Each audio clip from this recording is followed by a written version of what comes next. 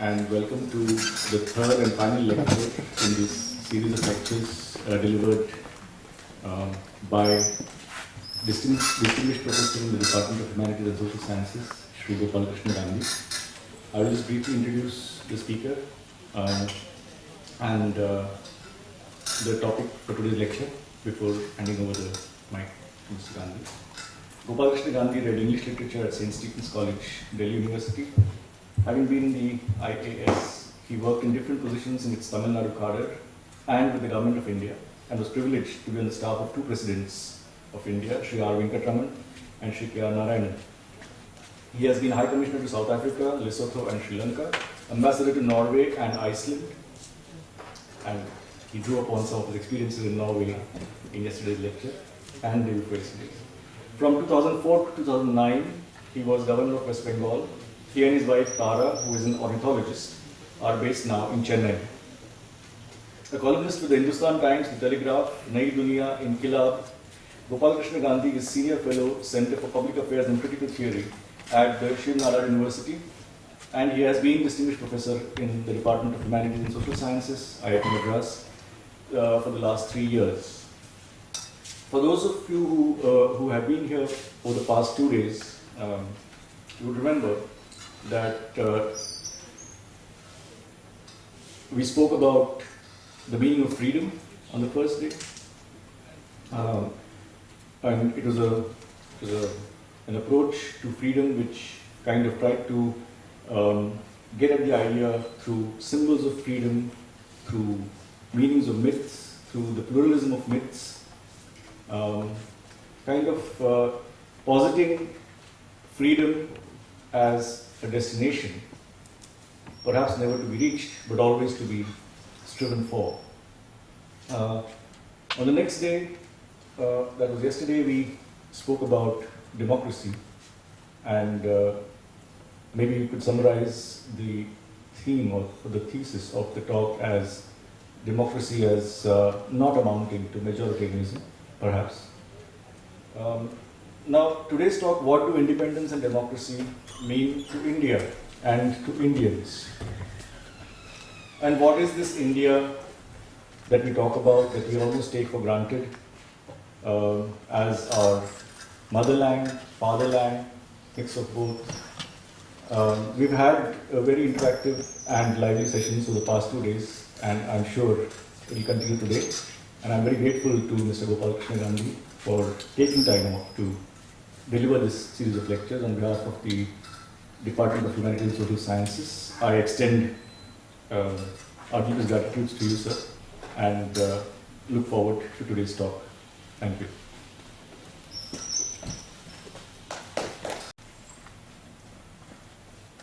Esteemed head of the department present here, Professor Shri Chaudhary, Professor Brahme, and friends, I would like to take the opportunity today, being the final day in this 3-lecture series, to express my very deep and sincere gratitude to the Institute for giving me this privilege, which is partly because of the distinguished professorship and partly because of my being in Chennai and gently knocking on the door and saying, I'm here. It's really very, very kind of you, and I deeply appreciate the privilege. It is not everybody who can speak at the IIT, and I'm sensible of the responsibility that accompanies the privilege. Professor Brahme has very succinctly summarized day before yesterday's and yesterday's discussions, and has also led today's discussion onto its proper track. I'd like to connect freedom and democracy with India through images again, as I have done with freedom and democracy in the last 2 days. One of the most enduring images of India for those of a slightly earlier generation, which is represented by fewer in this hall than most audiences that I speak of. This is a very young audience. For most of us of that generation, the image of India is very easily subsumed in the phrase Mother India and Bharat Mata. It is a phrase that has been used through the centuries, through the decades leading to the freedom struggle, very evocatively. And I must say, it in a way says it all. Mother India as a figure, as an icon, is even today seen emerge in the hands of potters, especially in Kolkata and West Bengal during Kali Puja, fluxing with the image of Kali, embellished with some little political signs here and there, especially the Indian national flag, and superimposed very often on the very clearly demarcated peninsula of India. We are one of the few countries in the world which have a very natural demarcation. And this demarcation lends itself very, with little aesthetic effort to the image of an iconic mother. Now, it is also true that this image, which has been so powerful and so impactful in its play on the imagination of India, the aesthetic imagination, the literary imagination, the poetic imagination, the political imagination, and indeed the identification of India in its own images of itself, which has been so impactful, has also lent itself to critical analysis. It is very good that it has lent itself to critical analysis. But before coming to the critical part, I'd like to re-emphasize and recapitulate for my own clarity of thought some of the invocations of Mother India in the independence and pre-independence movement era. We cannot leave Bengal out of this. There is something extraordinarily magnetic about Bengal. I am, of course, very partial to that part of our country. But there is something about the way Bengal has shaped the imagination of India, about India, that no other part of India can really hope to excel. It can emulate, but it can scarcely excel. And there, an extraordinary painting by Abanindranath Tagore, a nephew of Rabindranath, has to be recalled to mind. Shortly after the partition of Bengal, which was the first experience of a partition in India, when that part of the country, and indeed the rest of India, was also in revolt.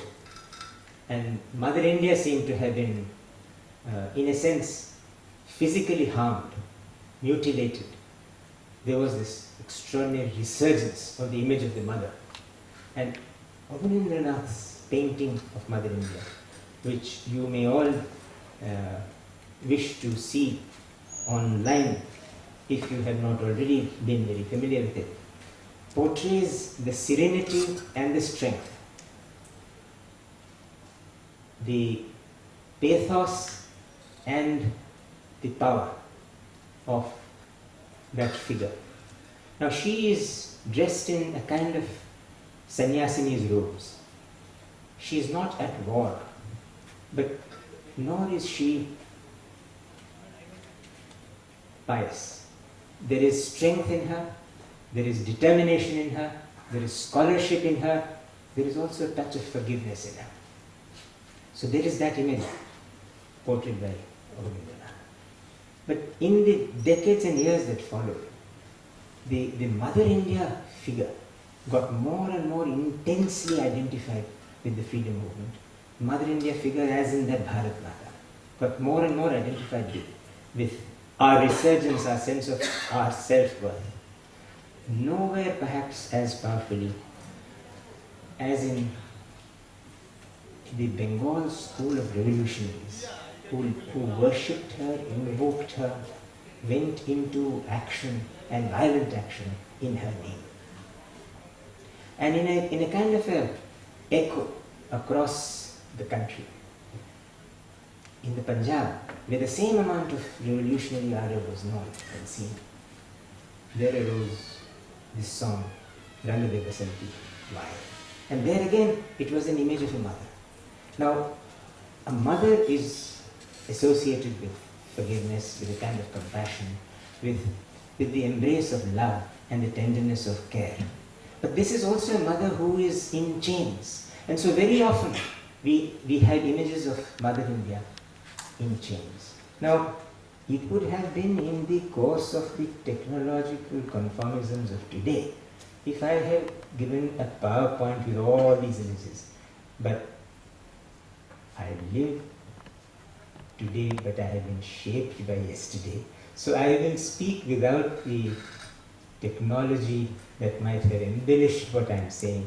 But in a way, perhaps it is just as well. Because since we are talking about imagination, let something be left to imagination. There it is, shackled Bharat Mata. And to break those shackles were her sons and daughters. So there was a kind of a familial association with the freedom movement. And Bhagat Singh completely symbolized it. Now there are many other names which are equally and vitally connected to the Mother India image, of which Netaji has to be very strongly invoked. And he has to be invoked for the reasons that I had mentioned earlier. He having said to his mother, as recorded by his grandnephew Shubodha Bose in his wonderful book on Netaji, which son of Mother India will not fight for her freedom, for her respect? So it was her having been humiliated, the mother having been in chains, the mother having been hurt, mutilated. And then we have Nirod Babu. We have Nirod Chaudhary's autobiography of an unknown Indian. He says that as a child, he used to sing these doggerels in English and taunt little soldiers and policemen who sat on helpless. Nirod Babu writes, when as a little child he snapped his little fingers at them and said, "We are the sons of the motherland, we are the sons of Mother India, who are you, get out of here," and things like that. So there it was seeping through the imagination of our country.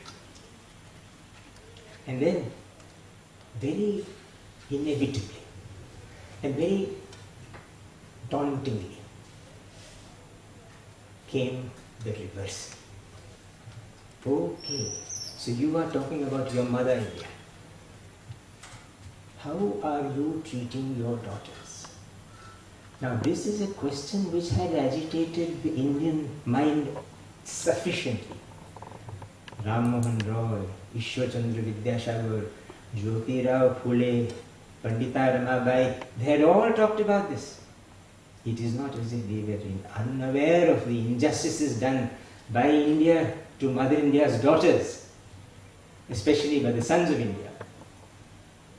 But it needed somebody to jolt us out of our, shall we say, comfort levels with our own myths, our own iconographies. 1927 comes this book. Out of curiosity, I would just like to know how many of you have heard of Catherine Mayo's Mother India? That is extraordinary. Extraordinary that there are at least 6 people in this hall who know of Catherine Mayo's Mother India. It is a book that revolts. It is a book that disgusts. It is a book that infuriates. But it is also a book that educates. We must all be aware of Catherine Mayo's book. She says in that book, which she has written with no intention except to show India how horrible India has been towards its daughters. No other intention. She does it marvelously. But so obtuse is her bias that her acute observations become suspect. leave the suspectness of Mother India, Catherine Mayo's Mother India, aside. Go to the kernel of it. And she says in one of the most important passages of that book, 9 months after her puberty, 9 months after her puberty, the Indian girl is ready for motherhood. Between ages 12 to 8, the Indian girl enters the portals of motherhood. She is therefore frail of body, frail of mind, frail of spirit. And then she goes on to say, and who is her husband? Often called Swami, a boy scarcely older than herself, or perhaps sometimes a 60-year-old widow. Now this is Catherine Mayo. It is revolting to us to read this, but it is instructive for us to know how the book was received. Gandhiji called M.K. Gandhi Gandhiji called it gutter inspector's report. called it a drain inspector's report. But what is more important than his description of the book as a drain inspector's report is his allied comment, in which he said, but the drains exist. And so, we must be aware of the venality of the intention of the book and the sublimity of its result. The most tangible of which was the indirect movement towards reform which ended in the Sharda Act. Now, out of curiosity again, I would like to know how many of you have read the Sharda Act? Excellent. So, there is something to learn. There is something to read. What can be better than having read a wonderful tract, than to know that such a tract exists to read? And so, I recommend to you to read Catherine Mayo's book with a cool head and the Sharda Act with admiration. The Sharda Act raised the age of consent. So please Google Sharda Act, and Sharda incidentally happens to be the name of the author of the Sharda report. It is not the name of a concept or about any woman. It is derived from the name of the author or the person who drafted the Sharda Act. Where do we stand now? Where do we stand today? In that very matter, Mother India and her daughters, half of India, and this is something which I need not labor with you, because you are very familiar with it, and I will not be sharing any new knowledge with you, nor even any new perspective. Anybody who has heard or read Professor Amartya Sen on the missing daughters of India will know what I am saying. But it is not just the fact that we have a skewed sex ratio in India. India being Mother India, India being Bharat Mata, that we have a skewed sex ratio.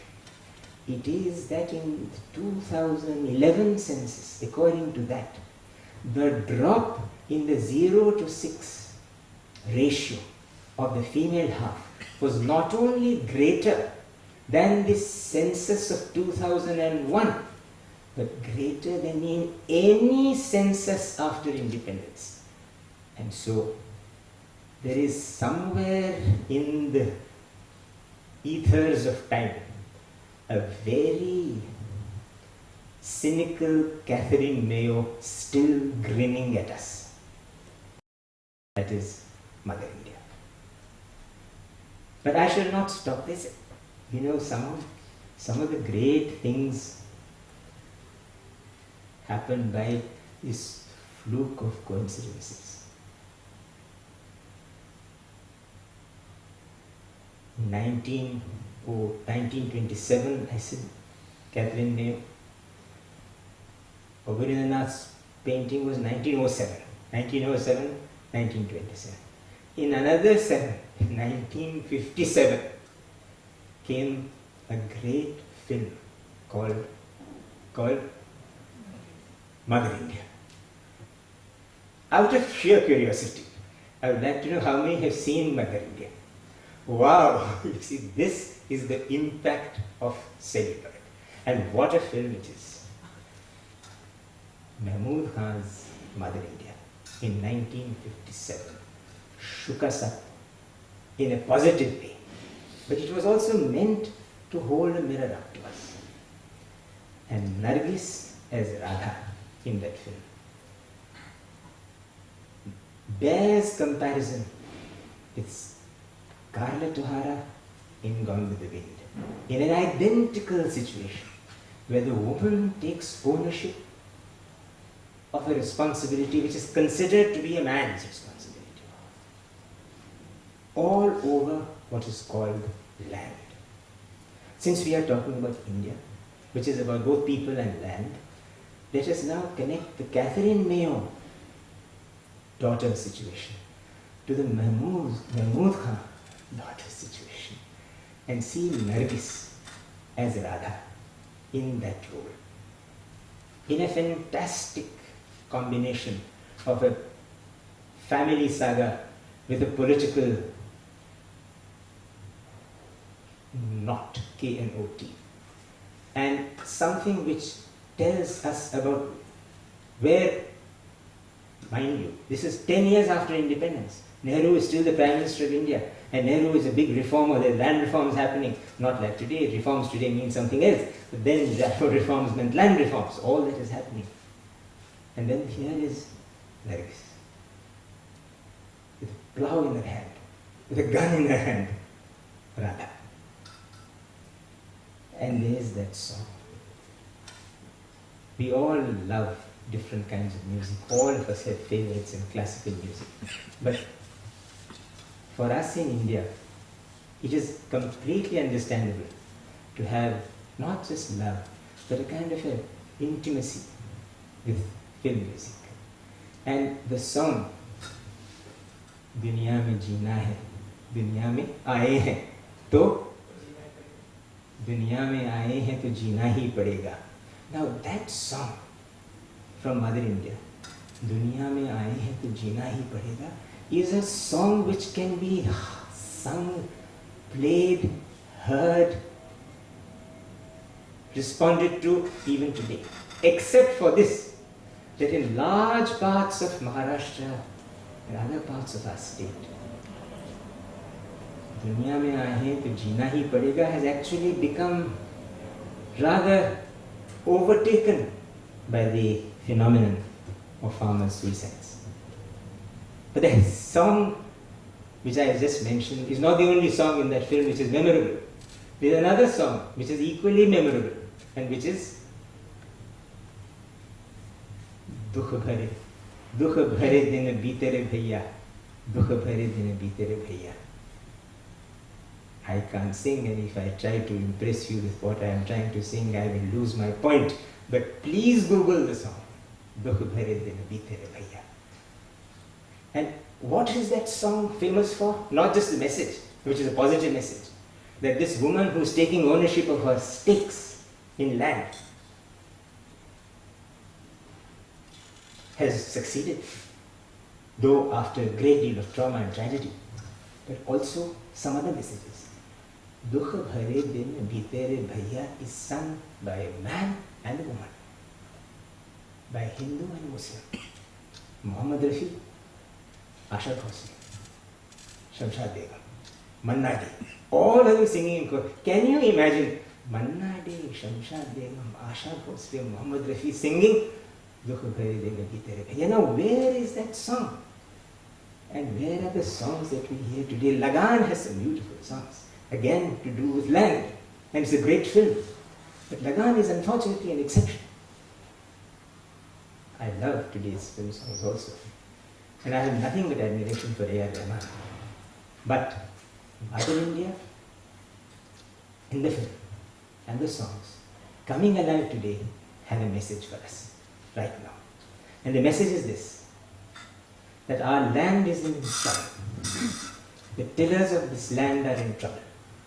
The women tillers of this land and the women who are dependent on the tillers of this land are in deeper trouble. And what are we going to do about it? It is a fact that the number of women is less. I will not label the point, Umar Babu has said enough of it. But the stakes on land, the stakes of the daughters of Mother India on the land that is India are in difficulty.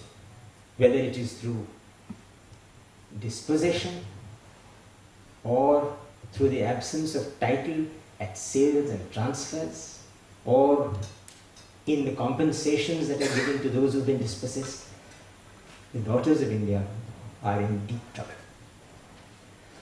What is the tapestry behind this? Again, in the context of India, in the context of freedom and the context of democracy. If freedom is essentially the absence of fear, if freedom is essentially the absence of domination, and if democracy is the political organization of that freedom to give electoral, political and constitutional content to it, then we are still far from our goal. Indeed, very far. I spoke yesterday of bullies.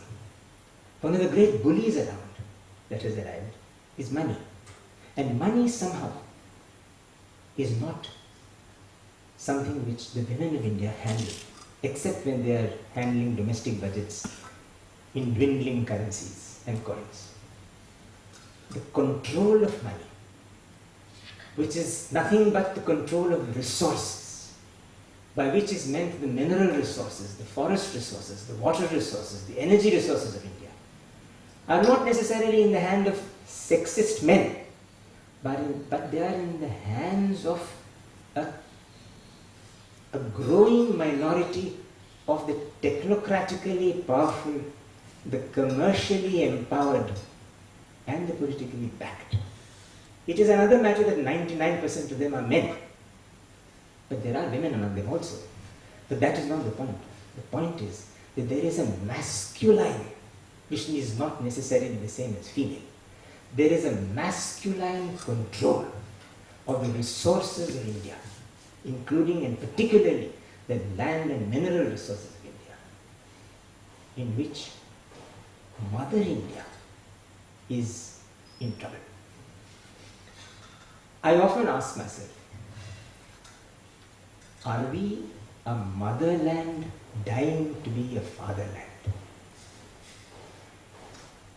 We are a motherland in terms of our literary, cultural, intellectual, emotional bequest. But we are worshippers of Kali in our moments of worship. But we are slaves of the male antithesis in our everyday life. Words are important, words are interesting, words are revealing. Luckily for all the most if not all the languages of India, we are not burdened with this business of gender for objects, gender for things. Feminine gender, masculine gender for names and concepts is a very Hindustani Hindi thing. But to the extent that it is there, it is instructive to recall that Adalat is female. Even Darbar is female. Where you plead, it's a female space. Where you appeal is a female space. Even Sarkar is female. Aapki Sarkar hai. But Raj is masculine. Simhasana is masculine. You cannot, the Simhasan can be occupied by a woman, but the asana is masculine. 2 lions here, 1 lion here, 1 lion here. Lion paws at the feet of the chair. Simhasana, Raj are male. What does this show? Nothing except that words are symbols. That some symbols say more than words. If I'm trying to embellish what I'm saying by a visual image, of course, nothing more than that. But the fact is that in our struggle between the inheritance of our motherland bequest and our craving for a masculine leadership, we are torn between competing emotions and competing struggles. Now, a masculine leadership is not necessarily given only by a male chauvinist. There is the story of Srimati Indira Gandhi on her first visit to Washington as Prime Minister. And our ambassador in Washington, Ambassador B.K. Nehru, made a preliminary visit to President Lyndon Johnson to work out the details of Prime Minister Indira Gandhi's first visit to the US. And you know how the Americans are fond of very quickly getting into first name terms with people. If you are Gopal Gandhi, you are Gopal whether you know that man or not. So Lyndon Johnson asks our ambassador, tell me, Braj Kumar, how should I call your Prime Minister? So our ambassador was duly chastened and perhaps also a little affronted. And he said, Excellency, I'll find out from her. So when she arrives in the car driving into Washington, the ambassador asked our Prime Minister, Mrs. Gandhi, President Lyndon Johnson wants to know how he should call you. And her answer was brilliant. She said, please tell him that most members of my cabinet call me Sir. So that is power. Indira Gandhi was called Sir by her cabinet ministers according to Indira Gandhi herself. I do not know what was conveyed to Lyndon Johnson and whether he called her Sir. But there it is. Power is masculine, whether exercised by man or woman. And it is invariably about control. So India today is about control systems exercised over the mother principle, in which, to put it very simplistically, India's mothers should not have daughters who can become mothers of daughters who should not be born. This is the formula. This is not about gender equality. India today has to take stock of her resources as a motherland should. I am, between the option of motherland and fatherland, a complete and unbiased partisan of the motherland. You must have heard of Sharala Devi Chodharani, a niece of Rabindranath. And she sang the great Vande Mataram in the 1905 Congress in Banaras. And you know, Vande Mataram, the fuller version, has this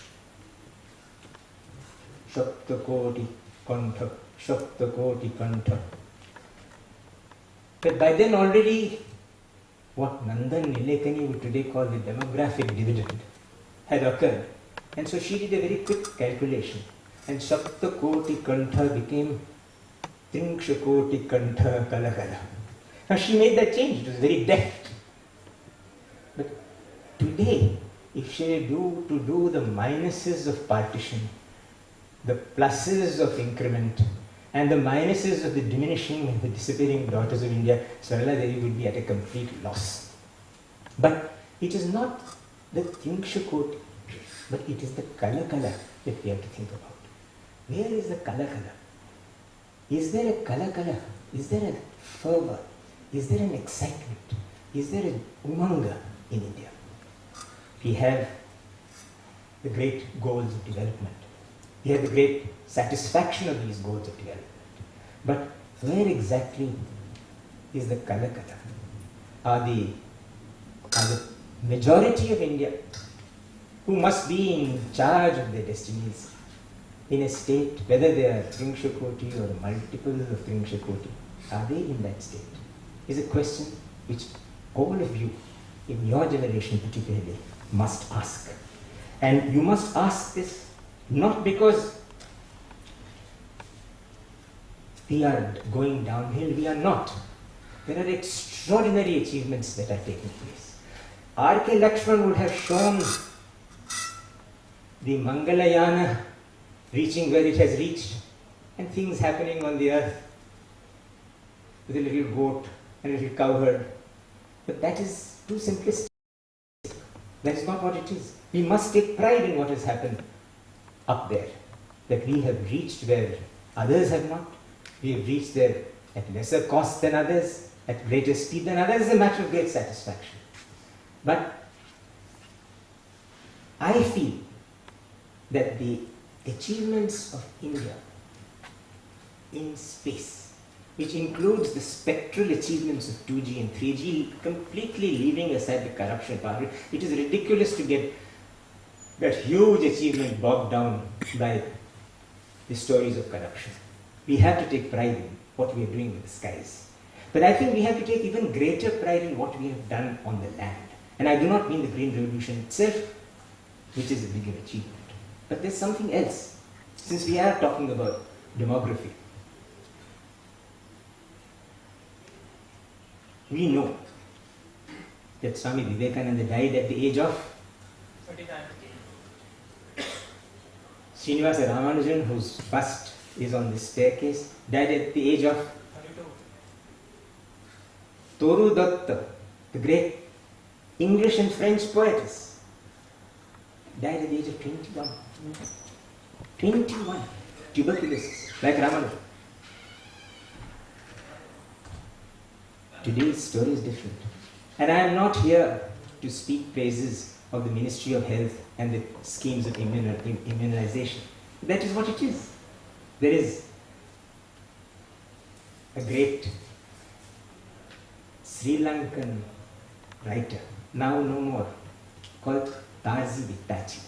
Now, no Sri Lankan likes to be confused for an Indian when abroad. If a Sri Lankan or a Bangladeshi or a Pakistani is asked abroad, are you an Indian? They feel, no, I'm sorry, we are not. I'm not Indian, I'm Lankan. But Tarzi Vittachi in a New York taxi was asked by the taxi driver looking at him through the rear view mirror, are you from the country where they breed like rabbits? Actually, he used another word, but I am saying rabbits. Are you from the country where they breed like rabbits? Now, Tazi Vittachi's immediate reaction would have been to say, sorry, I'm not an Indian, I'm Sri Lankan. We have a very, very low birth rate, and we have very good balance between male and female. But he didn't. There was something of the Asian in him which was affronted by this rude comment of the New York cabby. So he said, I am not from the country where they breed like rabbits. I am from the country where they don't die like flies anymore. That is India. We are what we are, 1.4 billion, not because our birth rate is bzzz, but because we die much later than we used to. This is the fact. I wish there were more Vivekanandas, Ramanujans and Torudats in our population. That's a different matter. But the fact is, this is a huge achievement.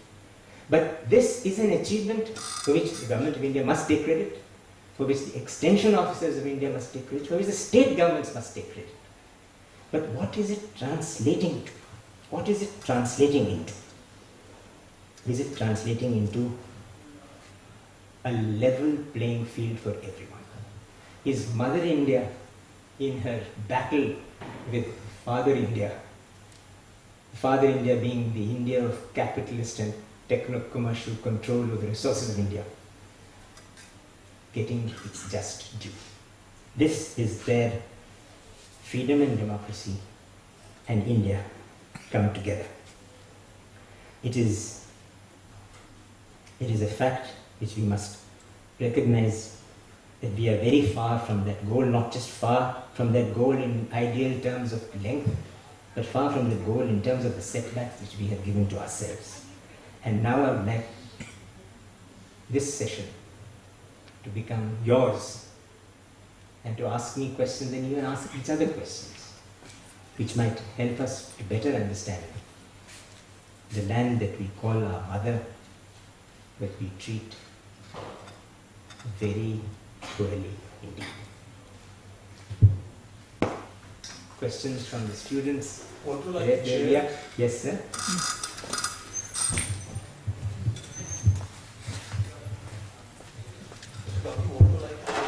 She's giving. Thank you. Are you okay? Am I looking otherwise? I'm okay. I'm all right. But if I do feel like I'll then just sit on that table. Hello, sir. Hello. Sir, what is your understanding about India? Is it the geographical border that we see of India, or is it even beyond that? Is it the cultural influence, or what we call Akhand Bharat? No, I am very wary of that phrase. Now, Bharat, since we are talking of names and in terms of their gender identities, it is extraordinary. Bharat Varsh and Hindustan are very masculine. Bharat Varsh is masculine. Bharat, Hindustan hamara hai. But when you look at land as property, it is one thing. When you look at land as land plus people, and land plus people who are dependent on nature, which includes its rivers, its forests and its minerals, then it's also something very, very different. For the honey gatherer in Sundarban,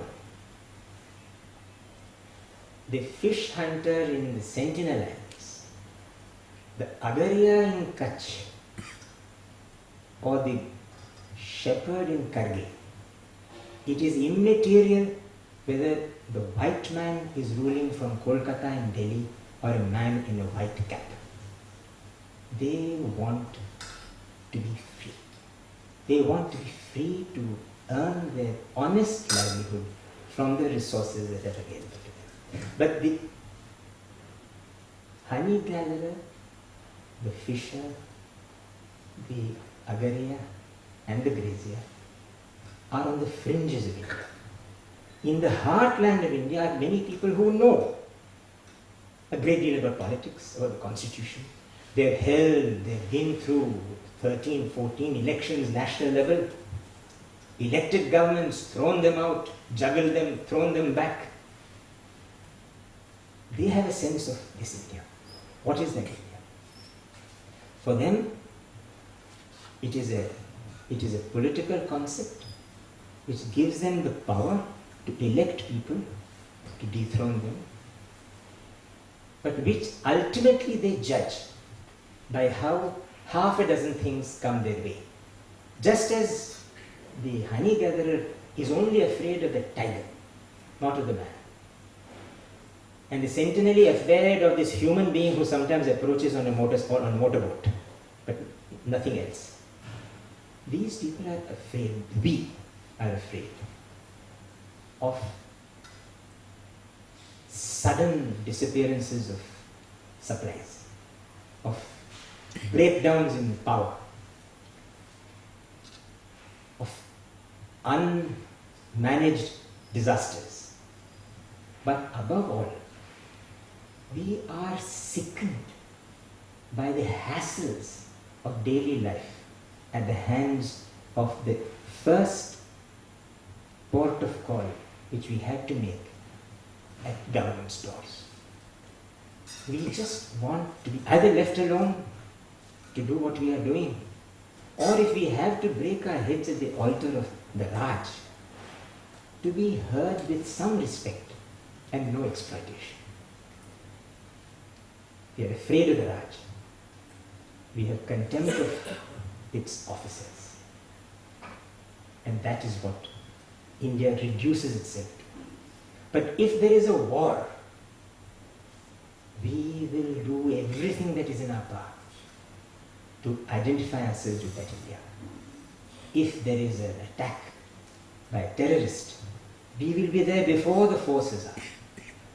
If there is a natural calamity also, we will be there shoulder to shoulder with what the state's representatives are doing. But at ordinary times, we want to be at peace with the mother, which is our land. And that is therefore a struggle. In Sri Lanka, the national anthem is again Sri Lanka Mata. Again given by Rabindranath. Extraordinary. That man has given 3 countries its national anthems. India, Bangladesh, and at one remove, not as much as India and Bangladesh, but at one remove, Sri Lanka. For the northern Sri Lanka of Tamil Indian origin, what is Lanka is very different from what it is for the Sri Lankan Sinhalese in the south. Very different. And that is why we would like in India for the southern part of Sri Lanka to look upon the northern part of Sri Lanka with a little compassion.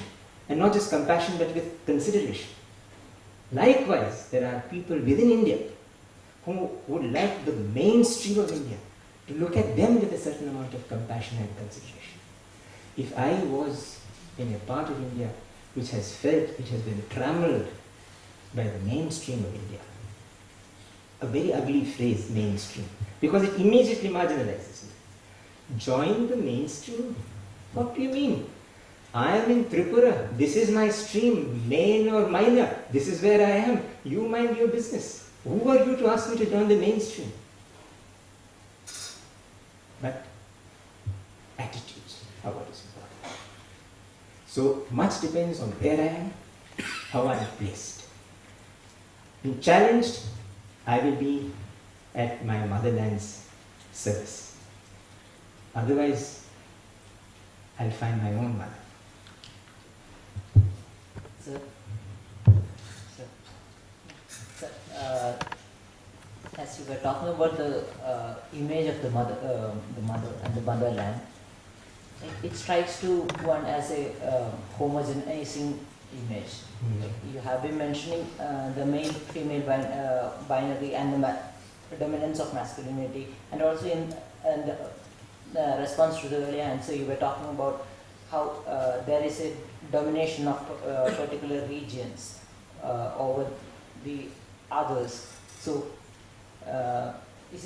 isn't there also a visible dominance of a particular religious motives in this image of motherland, and also a particular class of maybe the middle class that is like dominating in this particular picture image of the mother? Yeah, I think that's a very important question that you have asked, and I agree with you completely. You have very succinctly said what I was very elaborately and in a very roundabout way trying to say. Yes, you're absolutely right. The reason why the motherland has been subject to scrutiny is not just because it has been oppressive to the female half, which Catherine Mayo showed, but because it has been oppressive to so many layers of its own constituents, which I refer to as people who are being dispossessed and deprived. But that is absolutely true. For the sections that I mentioned symbolically and allegorically in 3 or 4 instances that I gave, the motherland concept is almost a conceptual and iconic luxury for the bulk of India. And in this matter, there is no difference between the north and the south. The motherland idea is as strong with the middle class or the privileged classes in the south as it is in the north, the east and the west. But there are many, many sections for whom this concept is not quite as appealing. It could be merged with the motherland. They have other icons, but they could be merged with the motherland, but the motherland does not satisfy them completely. But merged when it is with the national flag, with the concept of patriotism, it gets accepted by many more, especially in times of stress and challenge. But by and large, yes, we have to be very aware of this concept of the motherland being more accessible to anybody than the concept of the fatherland. When the motherland idea itself is resisted by many who are not the middle class, you can imagine what the fatherland concept would be. It would be positively incongruous and unacceptable. And so to that extent, I am a partisan of the motherland idea. But you are absolutely right. There are many, many fellow Indians, whom we call fellow Indians, who would be left cold by this iconography. They would. And we must find out why. But if we were to say, out with mother, in with father, they would completely be bewildered. And they would not know where to go. I would like here to just pose to you another issue, related. All of us use the phrase, there are synonyms, right? Desh, Vatan, Mulk, Ur. Now, is Desh the same as the Indian state? Is Mulk the same as the Indian state? Vatan, Ur, are they the same? I believe not. When in Bengal one uses the word Desh, one is not thinking of the Republic of India, of which the capital is New Delhi, of which there's the biggest house is called Rashtrapati Bhavan on a hill called Raisina Hill, now currently occupied by Pranab Babu. No. Desh is something more intimate. It is almost more maternal. Similarly with Vatan. And the famous song, which really is unbeatable, Vatan se chitti aayi hai, chitti aayi hai. Something about Desh ki mitti aayi hai. That is something very intimate. And it is more to do with one's village and the soil from which one comes, rather than a member of the United Nations, one of the 193 countries in the United Nations. And so it's very important that the country and the nation should remember the Vatan in the Rashtra, the Desh in the Rashtra, the Mulk, the Uru, and the Mitti in the Rashtra. Rashtra is a very big concept, political, but all these others, and those who occupy the Desh and the Vatan and the Mulk, are the people who you, sir, said very rightly, may not respond to the motherland or the fatherland concept. Hello, sir. It is a very enlightening session. My question is again related to the notion of motherland, but I think it can be divided into these two sub-questions which are interlinked. So, the first part of the question is, you repeatedly invoked the notion of the motherland, but isn't the notion of motherland very unstable, because in defining a particular geographical territory or a political entity, we are imposing our own idea of it on the entire demographic populace, and in doing so, how do we address the issues of those marginal sections of society who might not be able to relate directly to the notion of motherland? I'm myself from the northeast of India, and so it is in the context of the northeast in particular, where many of them cannot even link themselves to the notion of motherland. And the second part of the instability of the notion of motherland relates to a historical struggle, a struggle for freedom. Would the freedom struggle have been equally intense had we envisaged our nation as a fatherland? Referring to Abanindranath Tagore's portrait you talked about, where the mother is shown in a very ravaged condition, in a very hurt condition. If we had a similar image of the father, would our gendered selves have been invoked in a similar way, had it been a fatherland? Yes. Can I add to that? Yeah, please.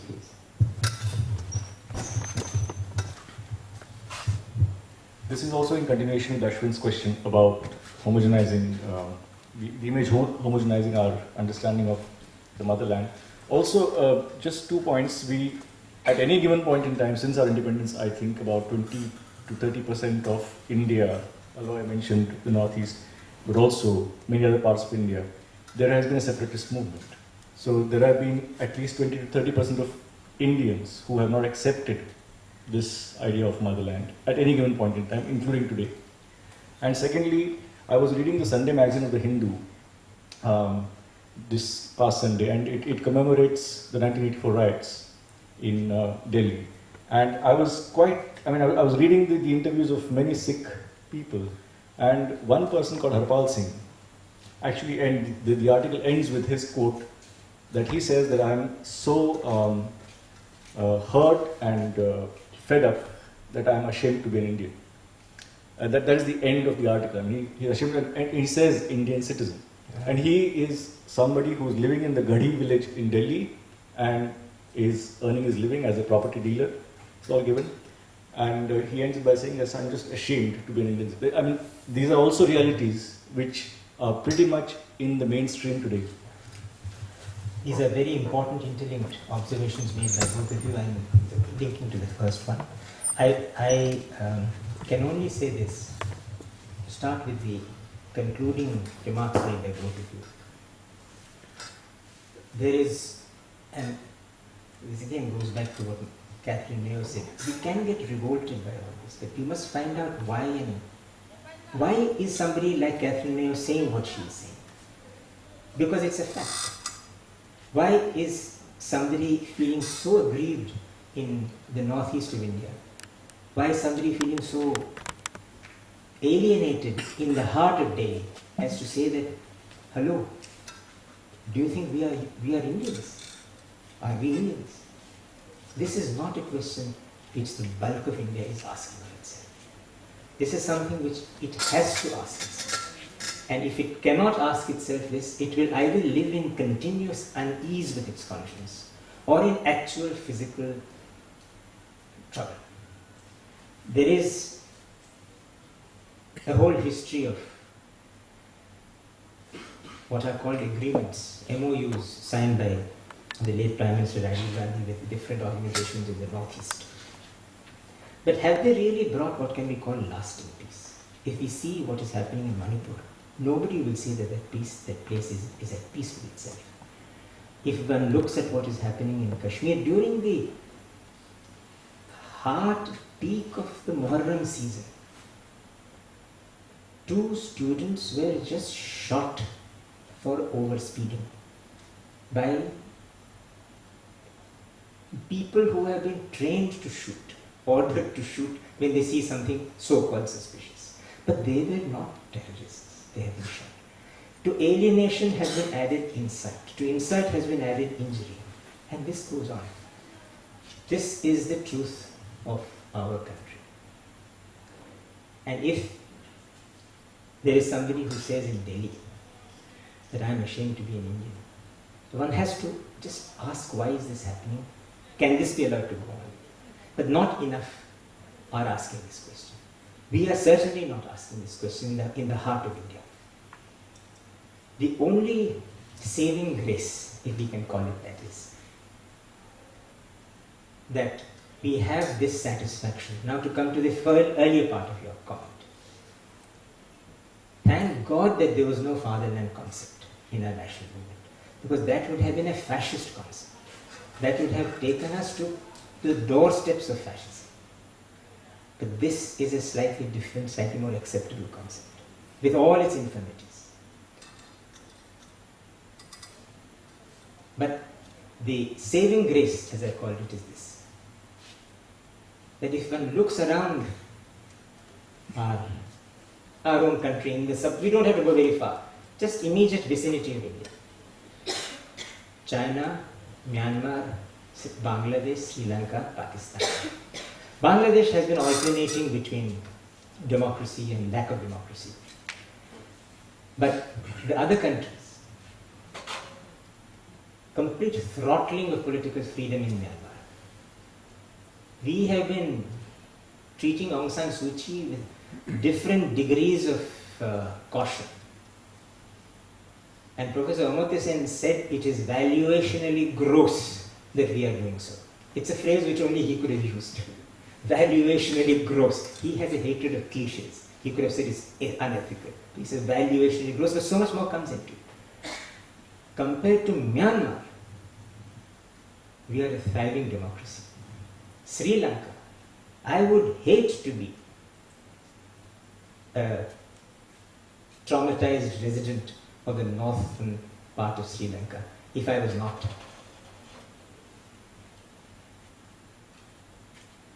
A majority government's representative living with armed guards. I would be in mortal dread.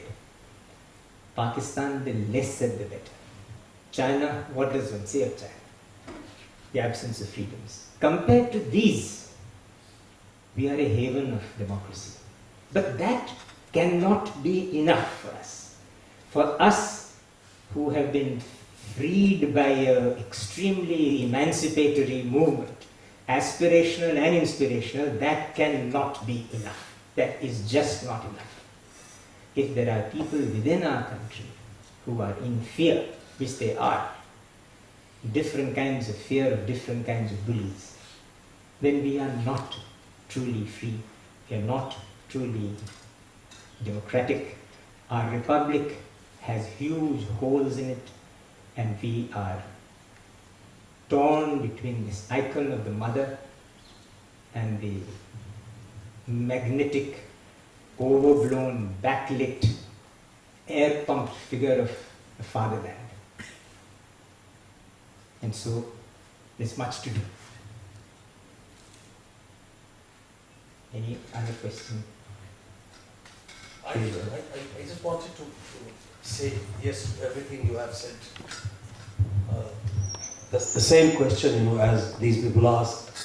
I'm sure you have, and many other people here have heard of a similar poem by somebody from Bihar, somebody called Ramdhari Singh Dinkar, who very famously asked in the 50s, is India a string of lines drawn on a map or something more?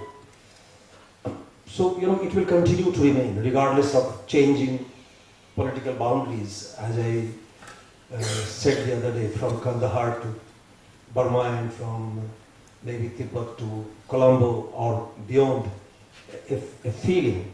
And all these other feelings are, in my opinion, we in Bihar, for instance, we also share this feeling that, what has India done for us? But India in the sense of Delhi Sarkar. But when it comes to anything like, say, let's God forbid Chinese aggression, we will be the first to be trampled upon, and we will be the first to rise. Even today, lots of people in Indian army come from these border states than from quote-unquote central or heartland of India. I think all of us would agree with, if I have got you right, the way you have presented the case for India. But then the other thing upon which you also dwelt for some time, I would call aberration of maltreatment of women, maltreatment of unfair treatment of weaker elements, in my opinion has been, relatively speaking, a limited aberration in a vast canvas of history. If you look at it from the historical point of view, and I'm sure you have done that, and I may be wrong, and I hope I am wrong, but it was a limited period of about 6-7 centuries after Buddha, beginning with the advent of Portuguese, when the Portuguese started perpetrating unimaginable cruelties upon the locals in the name of religion, in the name of one thing or another, and then Muslim invaders followed, and they also started, because you don't hear of these things in any of our scriptures, in any part of India, prior to these people's arrival. That somebody was married and became a mother at 9 or 10, or somebody was disinherited or disenfranchised, or we have an unspoken, unwritten culture even today of sharing your quote-unquote good luck with all those who are not as lucky as you have been. Well, you have. I've finished. I'm afraid I don't quite subscribe to some of the things that you said. I do not think that these are aberrations. I think these are very, very deeply ingrained in us. And I do not know about unspoken and unwritten. I think many of things what we are doing, not unspoken and unwritten, they are unspeakable and untranscribable in writing. And I do not think we can blame the Portuguese or any invaders for everything. They may have made their contributions to our travails, but certainly we have been the authors of our own misdeeds. And I should not now strain your patience further, but would like to round up by saying that there is, therefore, is there a question then? Yes, sure, go ahead. This is related to your experience as a bureaucrat. When a subject of the state has to engage with the state, the terms of engagement are defined by the larger state. Of course, it is impractical to expect each individual to be able to engage on their own individual terms, but how do you think that sensitivity and compassion on the part of the bureaucracy can come into this relationship when this engagement happens? In the sense that in many cases, bureaucracy has a inertia. Administration deals with large numbers, and when engagement happens on such terms, a lot of times nuances are missed. And I can give you an example of a breed of cow called Vechuri in Kerala. If I'm not mistaken, that is the name. It was an indigenous breed, and the Kerala administration, in a move to improve efficiency and milk yield, discouraged farmers from continuing to breed this indigenous breed, which was it's a pygmy breed of cow. But recently it has been discovered that the milk has, it is medicinal, it provides certain health benefits. So these are certain nuances which are missing. It's just an example.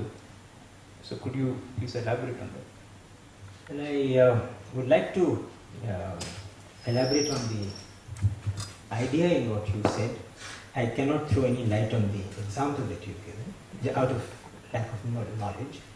But on the idea of the bureaucracy being at all capable of sensitivity to nuances, I believe it can be, and I believe it has been in many places.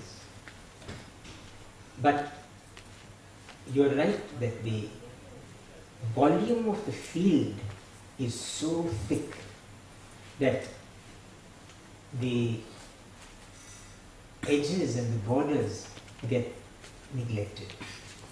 But it is perfectly possible for any bureaucrat under any pressure, whatever, to be sensitive. Just as it is perfectly possible for a political leader of a mass movement to be also sensitive to nuances. I shall give an example or two. I mentioned yesterday, I have, like everybody else, 2 or 3 figures in our history who are like role models. Jayaprakash Narayan is one. He never held office, but he held organizations under his control with a very firm grip. He was a great administrator. Now, bureaucrat is how we call administrators, and we don't necessarily use that term to criticize them, but they're essentially administrators. You can't say Jayaprakash was a bureaucrat, but he was an administrator. So, as an administrator of movements and of campaigns, he did a few things. The Northeast saw him at the heart of its agitations. The Naga movement, for instance, was a very favorite scene of engagement for Jayaprakash Narayan. And he told Fizo that we have done incalculable things. To speak of the unspeakable, there was this has been reported by in dispatches. The Naga text says, X group of people came. They violated our women. Y group of people came. They violated our men. I will not go down further in the scene of creation, but nothing was left unviolated by people from the mainland of India. So when Jayaprakash was told this, he said exactly what you said. I hang my head in shame. But, he said to him, but Mr. Fizu, if there is an improvement possible in any state that is insensitive, it is in India.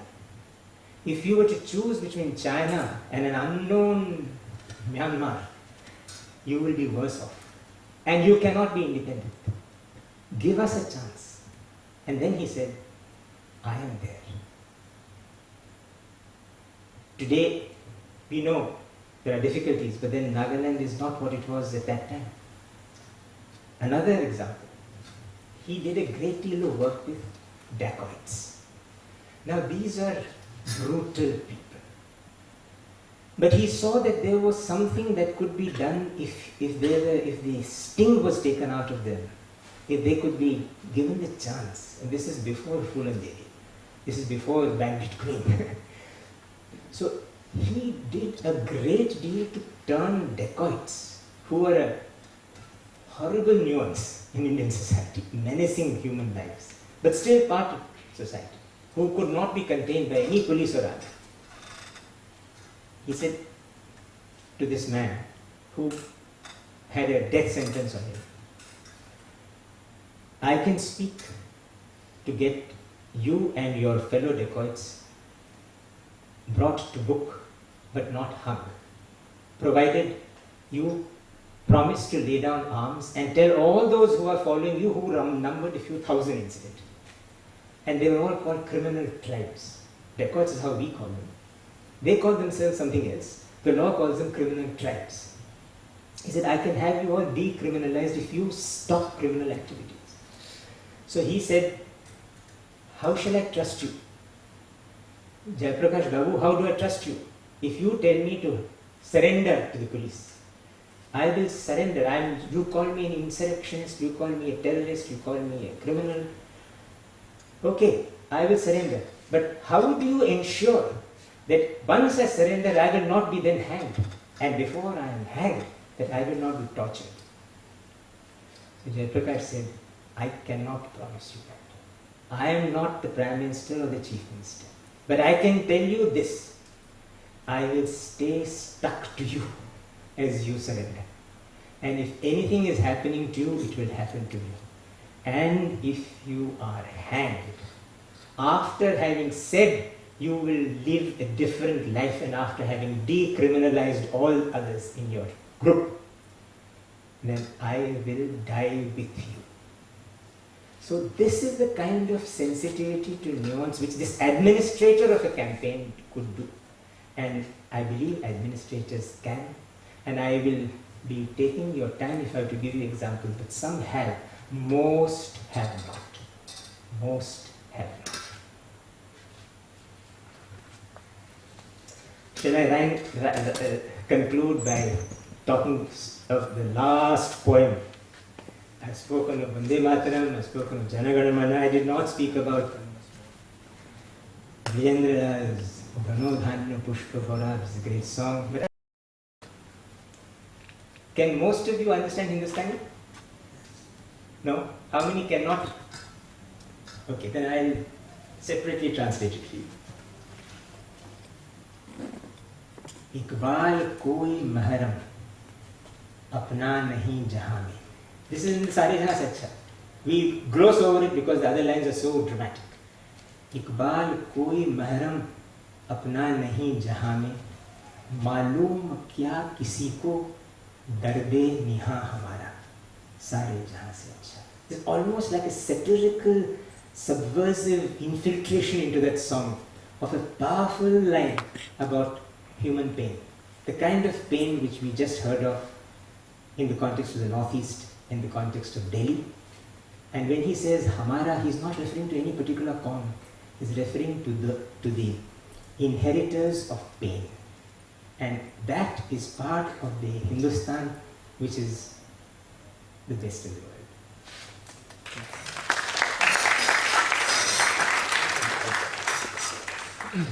Yeah, I just ask Professor T. N. Srinivasan, also a distinguished professor of the department, to hand a small token of our appreciation to Shri Gopal Krishna Gandhi. Thank you so much.